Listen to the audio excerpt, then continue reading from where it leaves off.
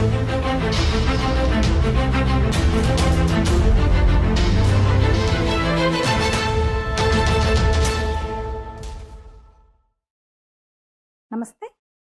BRS MLC Kalvakuntla Kavitha వాళ్ళ డాడీకి ఒక లెటర్ రాసింది బీఆర్ఎస్ చీఫ్ కేసీఆర్కి.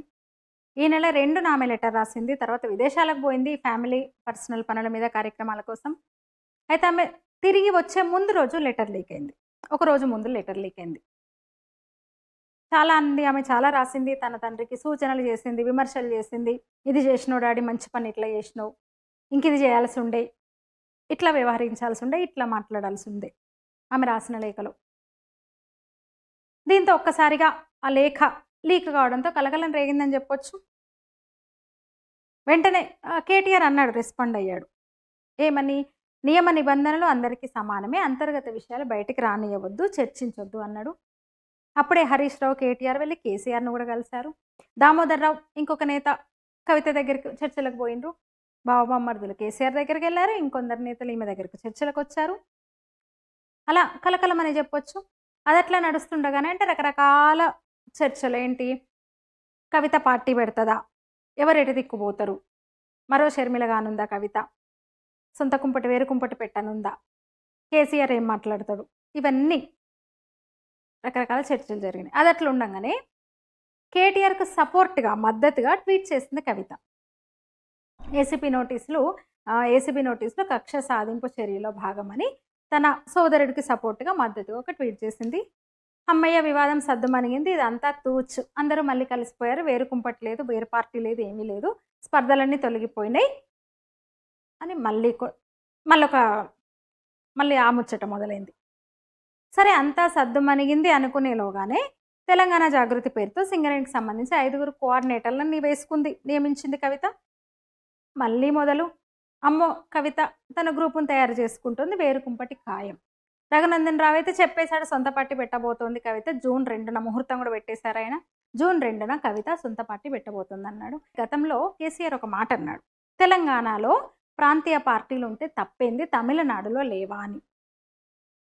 దీంతో ఆ విషయాన్ని ప్రస్తావిస్తూ కుమార్తెతో కవితతో ఆయనే ఇంకో పార్టీ పెట్టిస్తున్నాడా? ఏమో, ఏదైనా జరగవచ్చు. తెలంగాణ మా కుటుంబ చేతిలోనే ఉండాలి అనుకుంటున్నాడేమో కేసీఆర్. ఆయన నుంచి వచ్చిన ఆలోచన ఇదేమో, చెప్పలేం. అంటే కల్వకుంట్ల కుటుంబం కొత్త డ్రామా మొదలుపెట్టిందా తెలంగాణలో? దేశ రాజకీయ యవనికపై కొత్త పార్టీ ఆవిర్భవించబోతోందా? అట్లనే ఇది ఉత్తిత్తి కొట్లాటనేనా? నిజంగా సీరియసా? మరి ఎవరెవరు ఎటుపోతారు? సీరియస్ అయితే ఎవరెవరు ఎటుపోతారు? కవిత దిక్కు ఎవరుంటారు? కేసీఆర్ దిక్కు ఎవరుంటారు? ఆ లేఖ చుట్టూ రకరకాల చర్చలు అయితే జరుగుతున్నాయి. టక్కు టమార గజకర్ణ గోకర్ణ విద్యలు, మాయల మరాఠీ విద్యలంటూ కేసీఆర్ తరచూ అంటుంటాడు.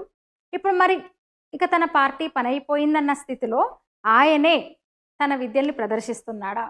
కొత్త డ్రామా ఆడుతున్నాడా? కూతుర్ను ముందు పెట్టి డ్రామా ఆడిస్తున్నాడా?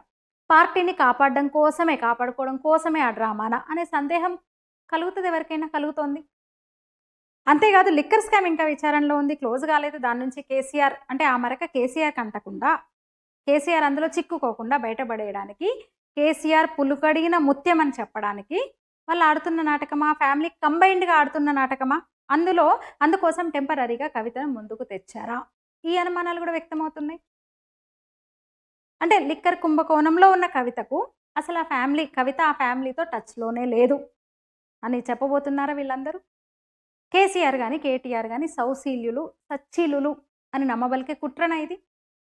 అంటే పార్టీని రీబిల్డ్ చేసుకోవడానికి, అట్లాగే పార్టీ సిస్టమ్ను ప్రక్షాళన చేయడానికి ఆడుతున్న నాటకం ఇది. వేస్తున్న వేషాలైనా కల్వకుంట్ల కుటుంబం పూర్తిగా ఫ్యామిలీ. అంతేకాదు, ఆ డ్రామాతో చాలా విషయాల్లో స్పష్టత వస్తుంది వాళ్ళకి. నిజంగా వెన్నుపోటు పొడుద్దాం అనుకునే వాళ్ళు బయటకు వస్తారు. తర్వాత కవితను వెనక్కి తీసుకుంటారు. బిడ్డనంతా ఈజీగా వదులుకుంటాడా కేసీఆర్ అనొచ్చు కదా. ఈ అనుమానాలే వస్తున్నాయి. ఆ ఫ్యామిలీ కంబైన్డ్గా చేస్తున్న కుట్ర పథకం అంటున్నారు. పార్టీని సర్వైవ్ చేసుకోవడం, కేసీఆర్ ఇమేజ్ని మళ్ళీ పెంచుకోవడం, తర్వాత ఏంటి, అంతిమంగా మళ్ళీ అధికారంలోకి రావడం పార్టీని పెంచుకొని. అందుకు ఈ డ్రామానా? అంతే తప్ప కవిత గ్రూపో కేసీఆర్ గ్రూపో అనేం లేవు, అవి ఉండబోవు అని కూడా చాలామంది అంటున్నారు. ఇంకొందరు అంటున్నారు కేసీఆర్ దేవుడంట, చుట్టూ దయ్యాలున్నాయంట. అంటే డాడీ ఆ చెత్తను తొలగిద్దాం, నేనెటు పోతా మీతోనే ఉంటా అన్నట్టే ఉంది కదా ఇది. ఇక ఇప్పుడు ఎగేసుకొని వచ్చి కవిత దిక్కు మాట్లాడిన వాళ్ళు బలి పశువులు అయినట్టే కదా, అవుతారన్నట్టే కదా. అరే ఆ 2 రోజులు ఎంత ఆసక్తికర ప్రచారం, ఎంత ఆసక్తికరమైన చర్చ, విశ్లేషణలు, డిబేట్లు. ఇంకా 20 మంది ఎమ్మెల్యేలు అంటే కవిత దిక్కుంటారంట. అప్పుడు పార్టీ కవితదే అవుతుందంట. అది అయ్యే పనేనా?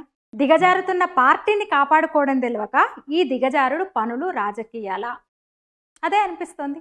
అంటే సానుభూతి కోసం పాకులాడుతున్నారా? అయ్యో బిడ్డనే ఇట్లా అంటుంది తండ్రిని, పెద్ద ఆయననే సానుభూతి కోరుకుంటున్నాడా కేసీఆర్ ఇప్పుడు? అంటే సెంటిమెంట్ రగిల్చడం ఉద్యమం పెట్టిన విద్య కదా వాళ్ళకి, ఆ ఫ్యామిలీకి కానీ, ముఖ్యంగా కేసీఆర్.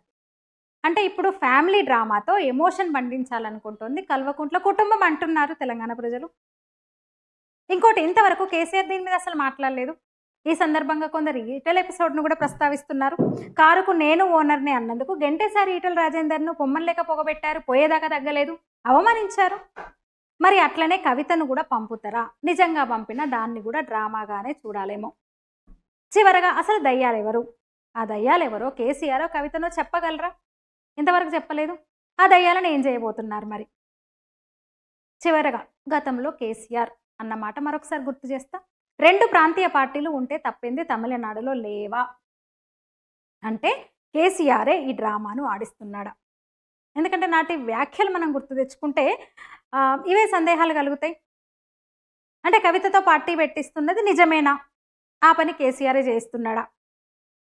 అంటే కవిత దగ్గర ఉండలేనోడు కేటీఆర్ దగ్గరకు, కేటీఆర్ దగ్గర లేదా కేసీఆర్ దగ్గర ఆ శిబిరంలో ఉండలేనోడు ఇక్కడ ఉండాలి, మూడో వాడైతే వద్దు, ఉంటే మేమే ఉండాలి, మా కుటుంబమే ఉండాలి, మేమే వెళ్ళాలి, అంతా మాదే, అంతా మేమే అని కేసీఆర్ ఆ డ్రామా ఆడిస్తున్నాడా బిడ్డతో?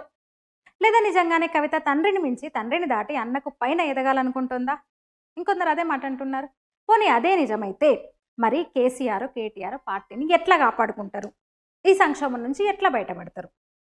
కవిత నిజంగానే మరో షర్మిల కాబోతుందా? చూద్దాం మరి. కల్వకుంట్ల ఫ్యామిలీ డ్రామా ఎటు మలుపు తిరుగుతుందో, ఇంకెంత రసవత్తరంగా మారుతుందో. ఈ వీడియో మీద మీ అభిప్రాయాన్ని తెలియజేయండి కామెంట్ రూపంలో. లైక్ చేయండి, షేర్ చేయండి. ఇంకా ఛానల్ని సబ్స్క్రైబ్ చేసుకున్నట్టయితే నా ఛానల్ని సబ్స్క్రైబ్ చేయండి. ధన్యవాదాలు.